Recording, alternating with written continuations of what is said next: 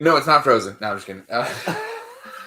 What's going on, everybody? Welcome to another episode of On the Red Couch with Max Power. I am Max Power. Y yo soy el Bumblebee Man. That is Bumblebee Man in Espanol. And Couch is still the red. couch is still red. And I need a haircut. Getting shaggy. Getting a little shaggy. My winter fur is coming in nice. This Paisley. She's always Our unofficial third host. She never has an opinion about anything.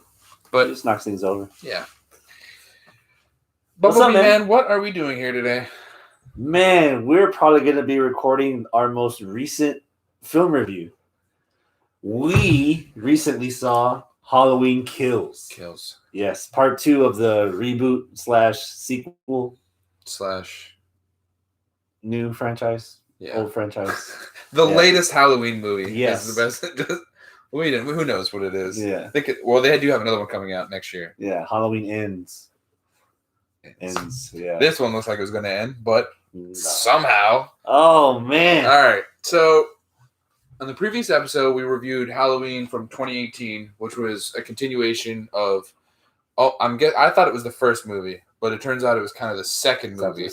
So it went from 1978, original Halloween, to I'm guessing 1979 or 80. Yeah. Was the second one. Then Halloween 2018, and then Halloween Kills. So that's 4 movies you should watch in order to get this. Well, you don't even have to watch the second one. Anyway, we'll get into it. Halloween from 2018, The Return of Jamie Lee Curtis is an older woman. You gave it a 10 out of 10. Yep.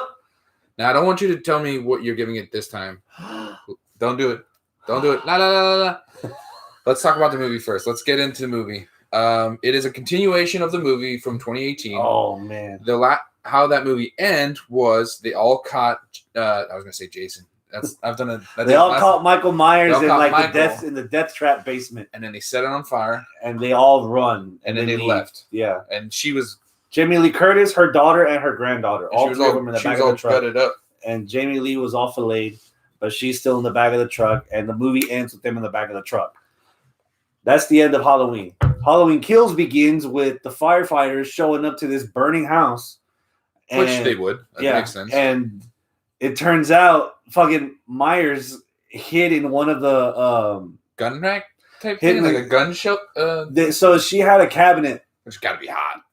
She had a cabinet where she hid her guns, and it was like like a garage door that falls down. And he locked himself in there to keep from being burned. So when the firefighters were trying to get him out, pull him out, firefighters getting cut up. Michael Myers comes out. He kills the entire squad of everybody. Everybody dead. Yeah, and then there was a lot of, and then they shot. Then they went to the cop from the movie that got run over and stabbed. Yeah, from an actual penknife. But okay, already my first. Well, him being in the fire and him turning out fine, and how nobody could stop. Anyway, that is one kind of gripe for this one. But this one, in the 2018 version, he gets stabbed, right? And then they run him over on the cop car. Like, they ran him over. Hit, yeah. But, like, there's no way he could have survived. There's no way. Getting hit by My biggest gripe about this movie is a continuation of what I asked when we reviewed the first movie.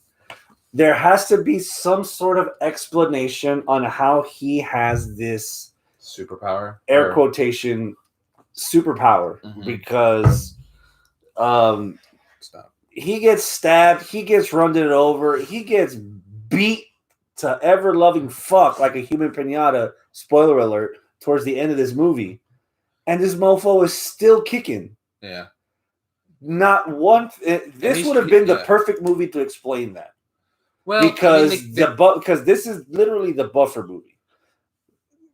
Michael Myers returns in the first one. I almost said it too. Yeah, Michael Myers returns in the first movie, and apparently Halloween Kills is where like the crescendo of this whole thing builds up.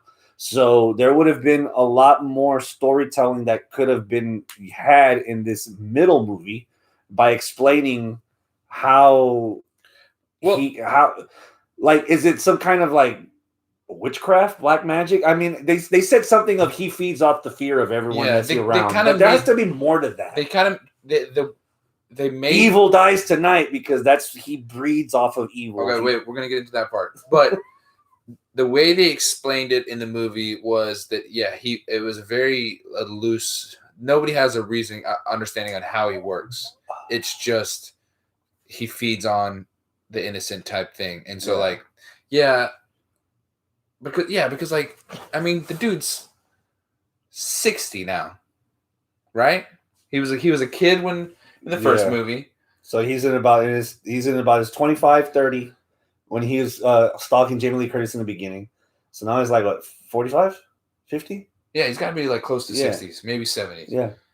That's an old dude, man. Something. That's an old dude. It takes 30 seconds for someone to go through the doctor's files or through the files in the insane asylum to find out that like he was born without fucking like nerve endings and he can't feel shit.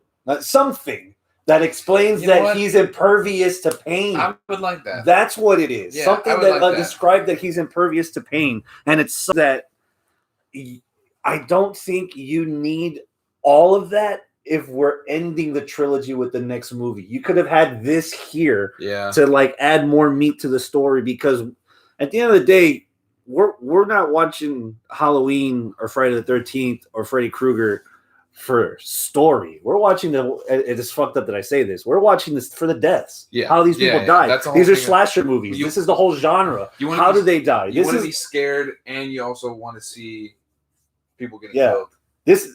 And an occasional side boob. And I kind of think the movies that prepared me for this were all the Final Destination movies. I didn't care about story.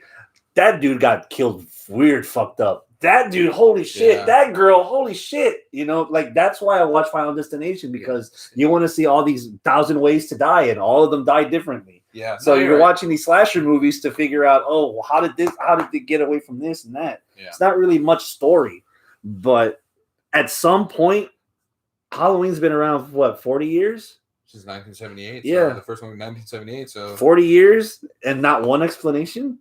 Well, there might be. We just haven't seen the other movies. Well, but in the ones that matter, he's just. If those movies after the second one mattered, they would have tied in. They would have had a tie into this. So, one thing about this movie that I did like, that is part of the plot that we're getting into, is the flashbacks with the second movie and the movie, the way they've shot it. The cop who got run over was the cop that could have killed Michael the first night, but he didn't. And so, like, that whole story of him kind of like and his partner got and the cool thing about that too was like the partner, he shot his partner by accident, like, and then even after and stuff like that. So like splicing in the retro stuff, like the old scenes. And I was reading online afterwards, the doctor that's in the first movie, in the new one in Halloween Kills, that's not a CGI. That's just somebody who looked just like him. Like, wow. Yeah, I thought it was I was like, because they never show him close up, really, but like it's always like from the top of the stairs. Yeah. But the dude looks a lot like him, and I was like, oh, they like kind of CGI'd his face or something. No, it's just some guy that kind of looked like him, so they just played around with the camera angles and stuff like that. So the retro stuff, with the old scenes, and I like the fact that they brought back a bunch of other characters, and it wasn't just secondary characters almost, but they actually got time to shine on the screen. Yeah. So so it's Halloween night again. It's always Halloween night, apparently. Halloween Town, and Michael. I call him Mike. We're kind of best friends now. You know, why don't you hang out with the guy for a couple hours? You know, we're cool. Yeah. He gets out. He kills all the firemen. He gets out. He starts heading back to town on just a rampage. Yeah. Because in Halloween, he only kills a couple of people, right? There's a couple of teenagers, his sister at the beginning, a couple of cops. But by the first 20 minutes of this movie, he's already killed 15 people because he took out an entire neighborhood. Well, he took out the entire fire squad. You know, the what do they call them? firefighters. Yeah. He's already killed there was because I was keeping a head count. There was at least I think there was 9 firefighters. So he's already killed 9 people in the first opening half of the movie. Then he goes and so the town people catch wind that Michael's alive. Yeah. And thankfully, whatever social media there wasn't in the first movie. This is what you brought up the last movie. And this movie, everybody's like, bloop, bloop, bloop, bloop, bloop. CNN, NBC, Twitter, Facebook. The last movie, that was one of the things you complained about. The last one was that they didn't have, no way of, hey, Michael's on town. Y'all better get inside. It was it was just 1 versus 1. Yeah. This one, they changed it, and it was every single person knew, hey, get off the streets. There's a fucking psychopath. Yeah. Who's on a rampage to just kill everybody. And I was like, oh, he's gonna be happy with this. Yeah, I was. So pleasantly. They're all it all ends up at the hospital. Really, the main thing. All the townspeople show up at the hospital. So no, it's 2 parts to this. Michael's going from the burning house to his old house. Yes. That's the first thread. The other thread is Jamie Lee's paranoia, thinking that he's coming for her at the hospital. So she's taking all kinds of painkillers and fucking trying to epinephrine and all kinds of shit to heal up quick so that she can actually put up a fight. Yeah, it was that part kind of bogged the movie down a little bit for me. The Jamie Lee Curtis part? Yeah. Most of her in the hospital. Yeah. The reason, because she can't do anything. She literally got split open. Her stomach was she almost died. Yeah. Now you're going to fight somebody who was just in a burning house that you shot and stabbed and stuff? Yeah. And, she never did anything. Then, half the town shows up at the hospital, and then it becomes full pandemonium there. And it's very that shock culture, cancel culture and shit that. I got a lot of political vibes from this movie. This part is kind of this little scene is when I kind of checked out from this part because I was just it was too much. They had the get vaccinated sign blurred out in the background in the stairwell while everyone's running up the stairs going after the one guy that they thought was him, and it wound up being the other insane patient that would escape the bus accident. Yeah, and it was just a random guy. Just another crazy guy, and he didn't do anything wrong. I mean, from what you see in the movie, the cops aren't being cops. We have to become cops and have harm. Take the law in our own mob mentality. Everyone, what was it? Chant? What is it? Evil dies tonight. Evil dies tonight. And it was just very one of those ones where it's I was oh, I'm already put off with this.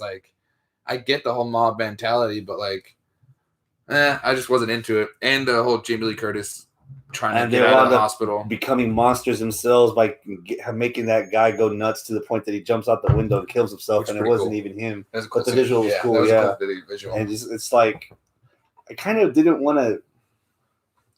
Watch a political movie. Yeah, we left the theater, and I had that feeling that I kind of watched some Yeah. I'm not I was actually having a conversation with my friend. I think it was yesterday. Oh, yeah, it was yesterday. My neighbor. She was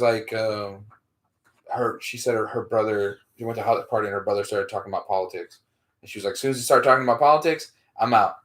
I'm the same way, and especially when I'm watching a movie or I don't want to. You're watching an hour and a half, or 2 hours, 3 hours, whatever long the movie is, to escape reality.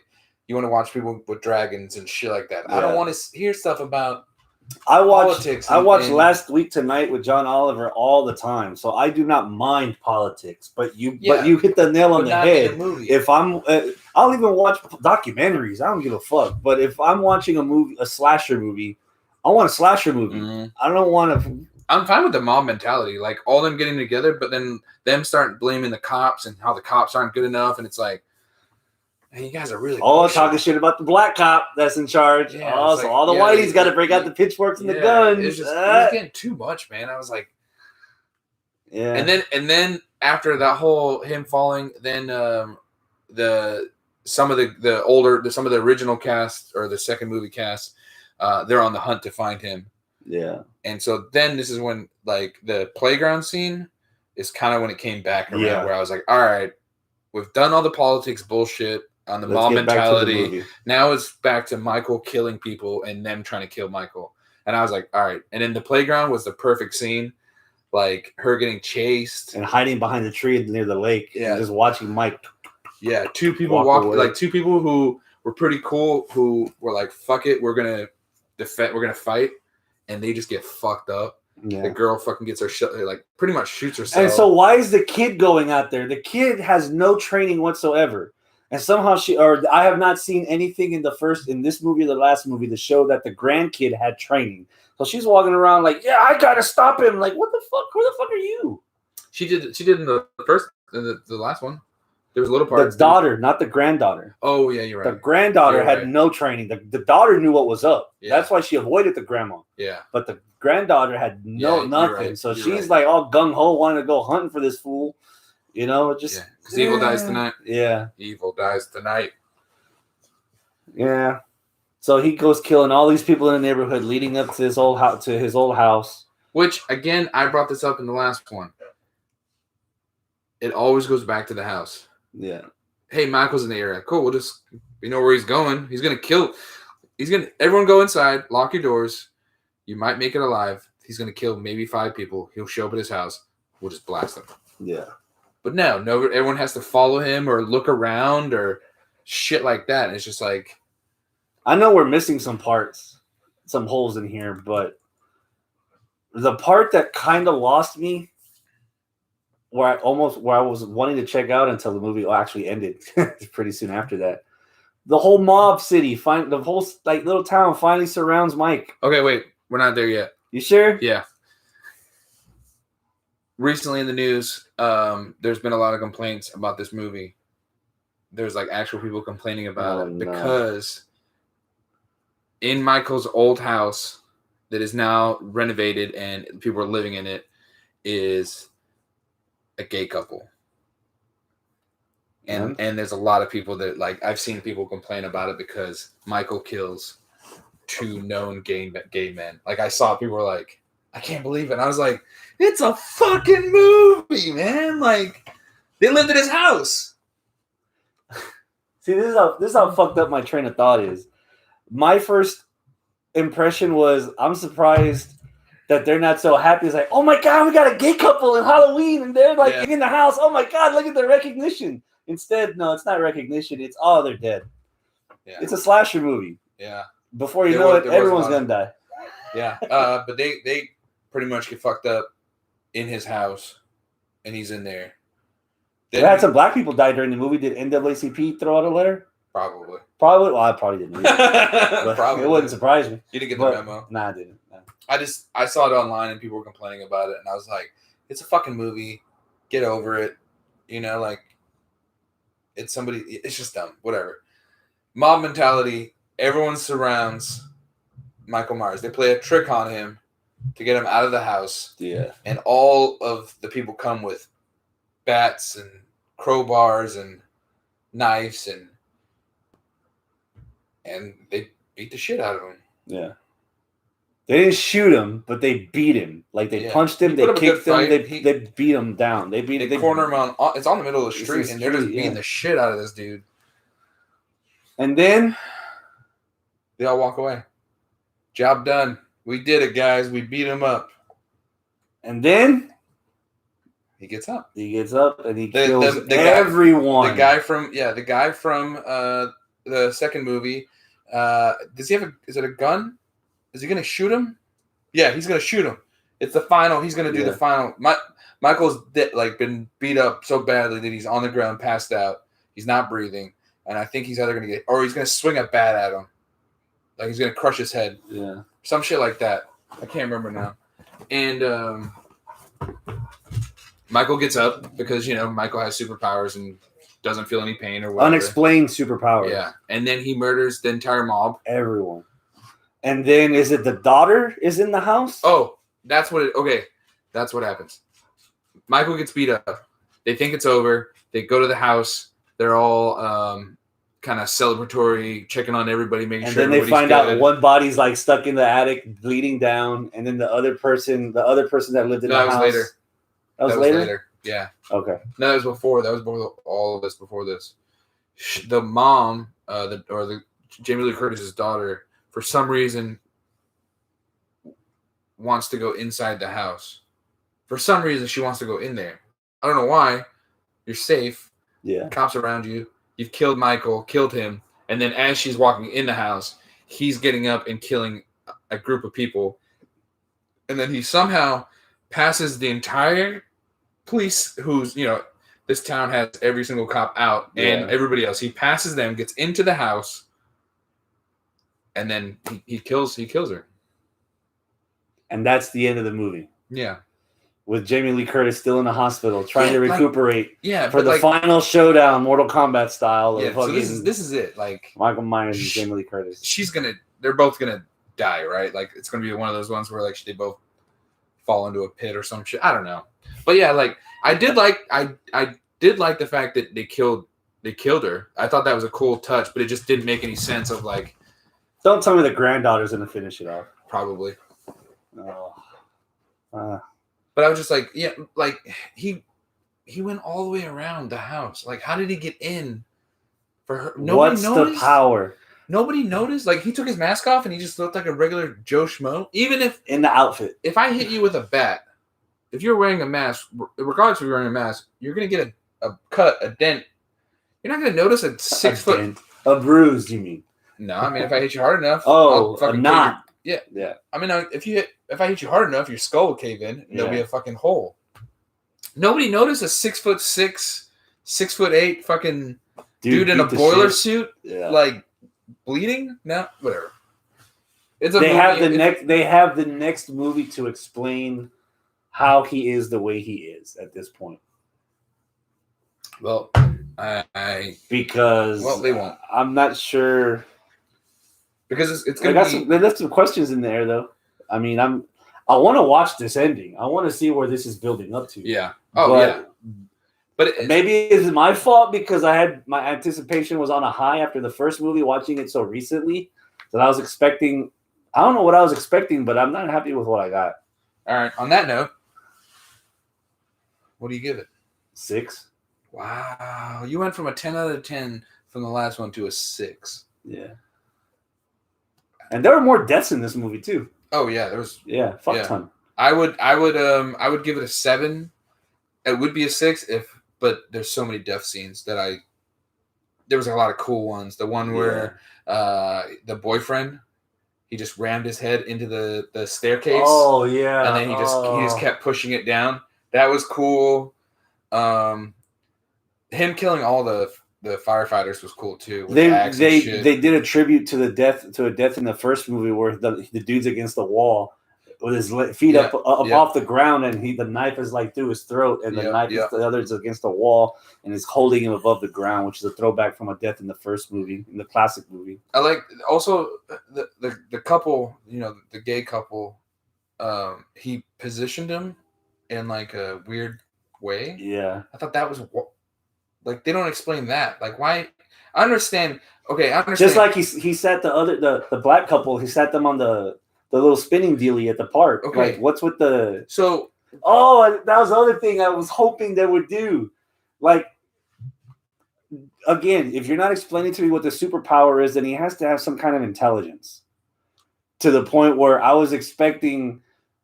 In the little carousel, I was expecting Michael to be one of the people pretending to be dead. Yeah. So everybody's like, "Oh my god!" Because they're in costume. Yeah. Michael puts on the costume in the car when everybody else shows up. Like, "Oh my god, the couple's dead." And then when they're going around looking, you see one of the corpses get up, and you see the little doctor nurse's costume with a mask. He takes the all that stuff off, and it's actually him. Because they had a couple of shots in this movie where he wasn't wearing a mask, and you could they blurred his face, or they did it from a distance or whatnot. Like you could have done that and have him actually like Apex Predator style actually hunt people. Yeah. But doing it like in that way of like camouflaging himself so that he can get the jump on other people that think he's somebody else. Yeah, because like we went like the original movie, like he strangles. We talked about this.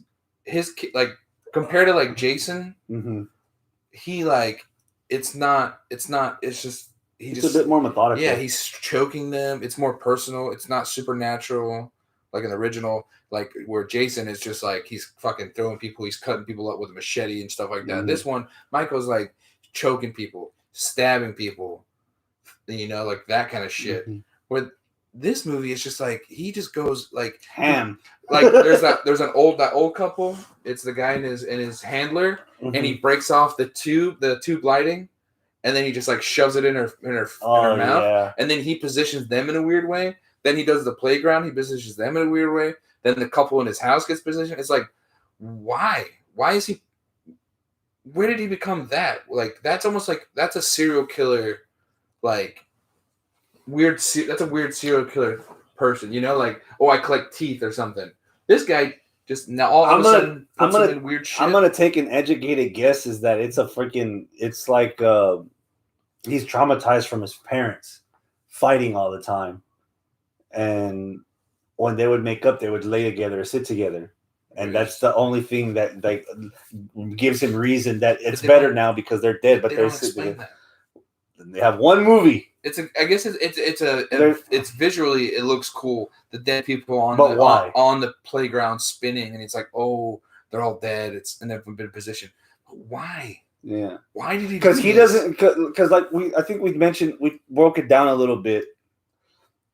You forgot Freddy. Freddy's a lot more flamboyant. He's a lot more animated in his murders. Freddy, I would think, I haven't seen any Nightmare on Elm Street movies, but I would think Freddy would be the first one the other day. Or again, me and Sam watched it the other day. I would think Freddy Krueger would be the kind of guy to leave his victims like that on display for other people to watch. So that's my work. That's my calling card. I don't get that flamboyance from Michael for him to have his corpses on display. Yeah. I thought he's more of a hunter type, and Jason's just like the slasher kind. Like I'm like the way I view it is like just him stabbing somebody or choking somebody and then going on to the next thing. Who's next in this house? Who's down the street? Who am I going to walk into? And they just flip it, and now he's putting bodies in positions and shit like that. No. You can have that beer. My bad is beer. Ow, stop putting your paws on my junk. Ugh. That's what happens when you're, oh my God, it's 6-0. Oh, man, don't do that to me. Game 6 of the World Series, and it is bumming me out on the score. All right. What do you give it? I gave it a 7. Because of the kills. Well, the placement of the bodies, I'm bringing it down to a 6.5. Okay. 6.5 out of 10. Regardless, I'm invested enough. I want to see how this ends. Yeah. Next year is Halloween Ends. So next year, if this podcast is still going on, we'll start October with the Rob Zombie movies. And we'll end it with Halloween Kills. Okay. I can do that. Yeah. Write that down. That's cool with me. I'll do that. We are about to watch Expendables. That's the last movie that we pulled out of the picture. Yeah, so we're going to do Expendables review, which will be out probably next week because we're going to record after we do this probably. Yeah. We haven't forgotten about the music stuff either. You came up with a interesting episode that you wanted. So why don't you talk about it? It's been about 10 years since Limp Bizkit released an album. Damn, for real? Yeah, Gold Cobra was 10 years ago, which is a pretty good album, but I stopped listening after Significant Other? No, Chocolate Starfish. No, the next one after the green. Results May Vary? Is that the green one? Green album with Eat You Alive and stuff? Yeah. Okay, that was the last one I listened to, really. You've never heard Unquestionable Truth, the EP, or they kind of sound like Rage Against the Machine on like crack or something? Definitely not.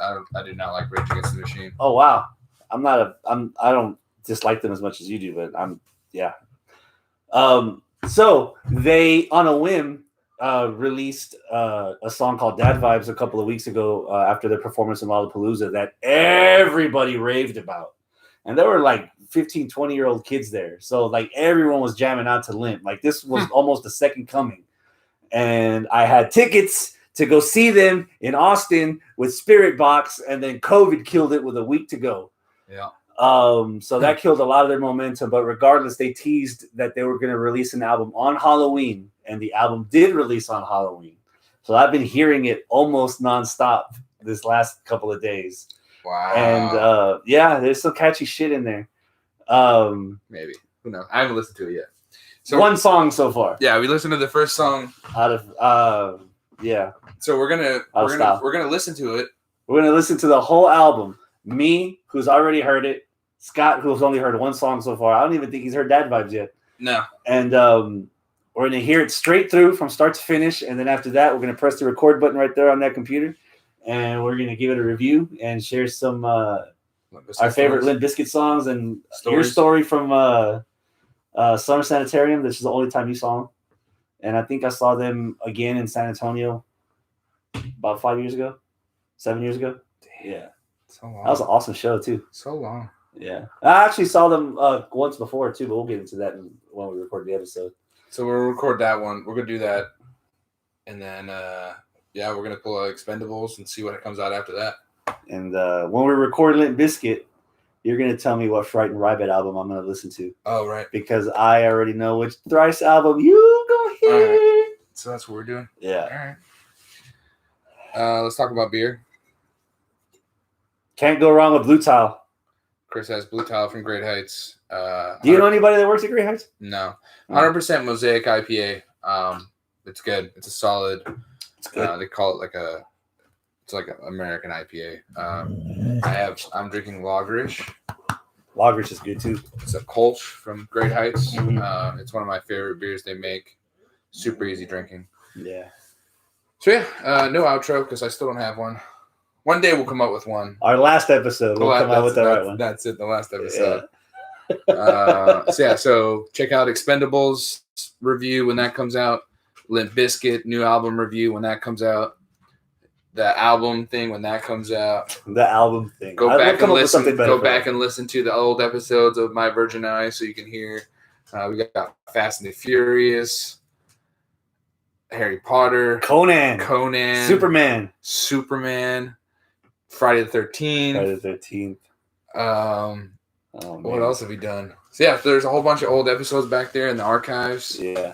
We're on SoundCloud if you want just audio. We're on Spotify if you just want audio. We're on YouTube if you want to watch us, if you want to see our pretty faces. Yeah. Or if you want to look at Paisley for 30 minutes. Yeah. Oh, yeah. So the best comment we've gotten so far is, "Oh, I love your dog."